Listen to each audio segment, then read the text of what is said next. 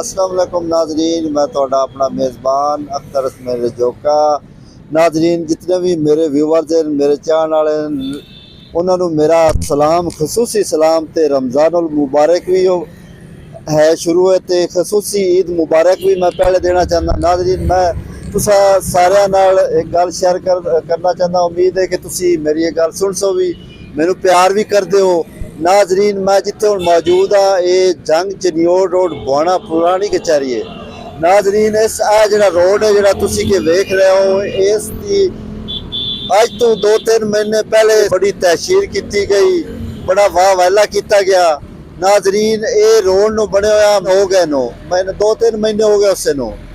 नाजरीन ये रोड जनाब टुट गए 1-2 महीने होने जगह जगह तो जनाब ना त्रुट भी गया, त्रुट भज जिमें आते त्रुट भज गया। तो जी टफ टाइल लानी आ कि लगी हुई है कि नहीं लगी हुई, जोड़ा ठेकेदार है वो पता नहीं कि गया, नस गया या कि गया। रोड की जितों जितों भी त्रुटा बजे हुआ या जितों टफ टाइल नहीं लगी ये फौरी लगवा। होर भी तुहानू एक थोड़ी जी गल दसा भी टफ टाइल कि राह पई होंदी है तो स्पीड ब्रेकर जोड़े हैं नो वो भी बड़े जरूरी है नो वो लगे क्योंकि स्पीड तेज होंदी है, स्कूटर वाले वेदे को नहीं।